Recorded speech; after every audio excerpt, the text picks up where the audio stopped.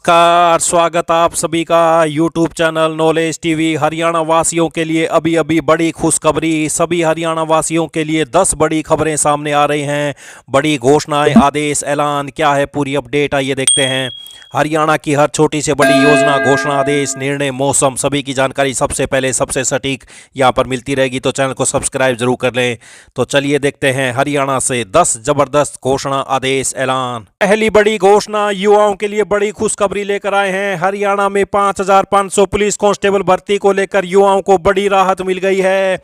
हरियाणा सरकार ने युवाओं को 3 साल उम्र में छूट देने का फैसला कर लिया है। इसकी जानकारी एचएसएससी के चेयरमैन ने खुद दी है। उन्होंने अपने सोशल मीडिया अकाउंट पर लिखा है कि सीईटी 2025 के अंतर्गत विज्ञापित कांस्टेबल भर्ती में आयु छूट को लेकर अभ्यर्थियों द्वारा मांग की गई थी। अभ्यर्थी की इस मांग को ध्यान में रखते हुए सरकार द्वारा आयोग को पुलिस कांस्टेबल भर्ती में 3 वर्ष की आयु छूट प्रदान करने का निर्देश प्राप्त हुआ है, जिस पर आयोग कार्यरत है। यह निर्णय उन अभ्यर्थियों के हित में लिया गया जिनके लिए वर्ष 2022 के बाद विभिन्न कारणों से सीईटी परीक्षा आयोजित नहीं हो सकी तथा वर्ष 2025 में पुनः सीईटी परीक्षा आयोजित की गई। यह आयु छूट योग्य अभ्यर्थियों को समान अवसर प्रदान करने की दिशा में एक महत्वपूर्ण कदम है। आप सभी अभ्यर्थियों को आगामी परीक्षा हेतु हार्दिक बधाई भी दी है। तो ये आप देख सकते हैं, एचएसएससी चेयरमैन ने पोस्ट किया है, आयु में छूट मिल गई है। तो ये बड़ी खुशखबरी सभी के लिए। आइए अगली बड़ी घोषणा देखते हैं। किसानों के लिए बड़ी खबर, आमतौर पर पीएम किसान योजना की पीएम किसान सम्मान निधि की किस्त फरवरी महीने में जारी की जाती है। अभी पीएम किसान निधि की 22वीं किस्त जारी होनी है। अभी कोई आधिकारिक घोषणा नहीं हुई है, लेकिन कई खबरों के मुताबिक पीएम किसान योजना के तहत किसानों के खाते में पैसा पहले जमा हो सकता है। मोदी सरकार 1 फरवरी को बजट 2026 पेश करने जा रही है। ऐसी प्रबल संभावना है कि किसानों के खातों में पैसा इससे पहले ही जमा हो जाएगा। अगर ऐसा होता है तो किसानों को बड़ी राहत मिलेगी। तो ये पीएम किसान सम्मान निधि योजना से बड़ी अपडेट। आइए अगली बड़ी घोषणा देखते हैं। हरियाणा के 3 नगर निगमों पंचकुला, अंबाला और सोनीपत में मेयर पद चुनाव के लिए आज ड्रा निकाला गया। इसमें अंबाला की महिला बीसीबी के लिए रिजर्व किया गया, जबकि पंचकुला और सोनीपत की सीट अनारक्षित रहेगी। इन तीनों नगर निगमों के मेयर और पार्षदों का कार्यकाल इसी महीने में समाप्त हो चुका है। इसके लिए आज तीसरी बार ड्रा रखा गया था। इससे पहले 1 और 15 दिसंबर को ड्रा की तारीख तय की गई थी, लेकिन दोनों बार इसे टालना पड़ा।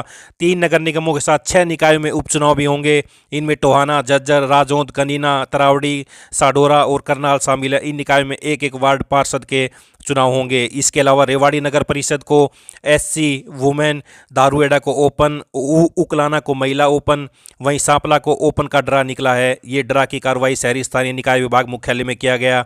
तो ये बड़ी अपडेट सामने आ रही है। अभी अभी हरियाणा में 3 मेयर पदों के लिए निकला आरक्षण ड्रा। अंबाला सीट बीसीबी महिला के लिए रिजर्व, पंचकुला और सोनीपत अनारक्षित।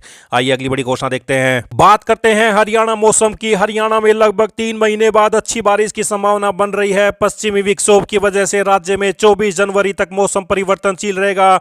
इस दौरान कुछ जगहों में 60 किलोमीटर प्रति घंटे की हवा से तेज हवाएं चलेंगी।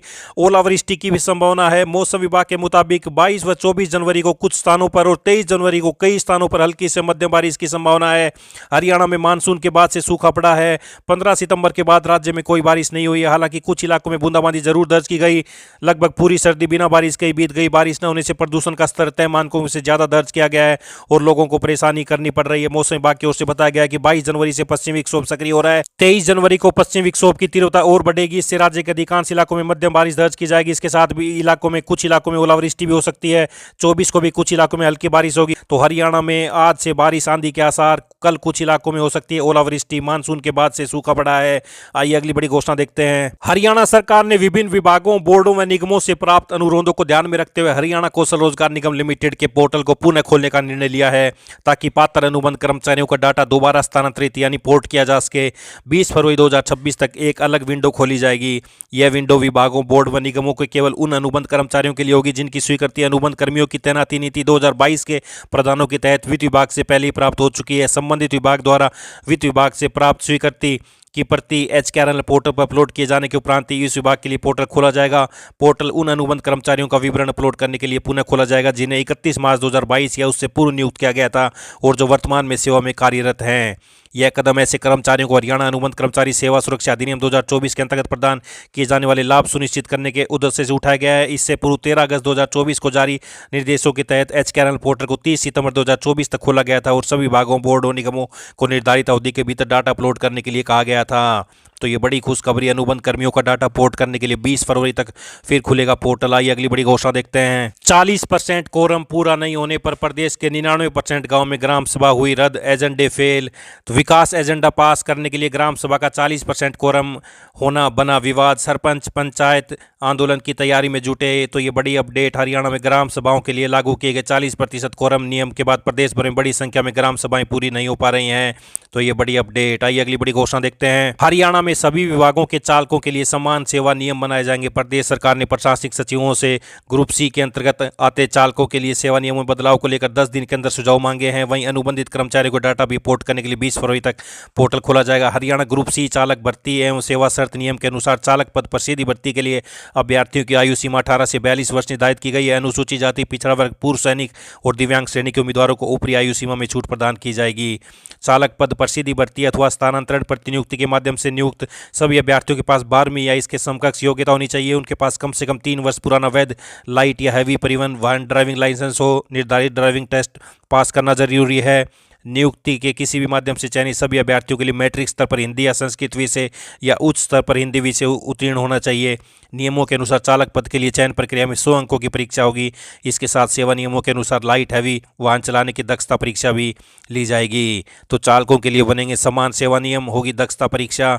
तो ये बड़ी अपडेट आई। अगली बड़ी घोषणा देखते हैं। एचपीएससी ने वेटरनरी सर्जन की भर्ती को प्रशासनिक कारणों से रद्द कर दिया। इस भर्ती का विज्ञापन 14 जनवरी को आया था, जिसे मंगलवार रात वापस ले लिया गया। वहीं ट्रेजरी ऑफिसर और सहायक ट्रेजरी ऑफिसर के लिए मुख्य परीक्षा अब 1 फरवरी को होगी। एचपीएससी की तरफ से इस संबंध में पत्र जारी कर दिया गया है। तो आवेदन प्रक्रिया शुरू होते ही आयोग ने रद्द कर दी वेटरनरी सर्जन की भर्ती। आयोग द्वारा भर्ती को लेकर नए सिरे से जारी किए जाएंगे आदेश। आइए अगली बड़ी घोषणा देखते हैं। राष्ट्रीय राजमार्गों पर टोल वसूली के लिए मल्टी लेन फ्री फ्लो प्रणाली का ट्रायल 26 जनवरी से हरियाणा और गुजरात में शुरू होगा। इसमें वाहन बिना रुके टोल टैक्स का भुगतान कर सकेंगे, जिससे लंबी कतार और समय की बर्बादी से राहत मिलेगी। तो अब खत्म होगी लंबी लाइनों का झंझट। 26 जनवरी से शुरू होगा मल्टी लेन फ्री फ्लो प्रणाली का ट्रायल। तो ये बड़ी अपडेट हरियाणा वासियों के लिए। ये सभी हरियाणा वासियों के लिए 10 बड़ी खबरें, घोषणा, आदेश, ऐलान, पल पल की अपडेट आप सभी को मिलती रहेगी। चैनल को सब्सक्राइब जरूर कर लें।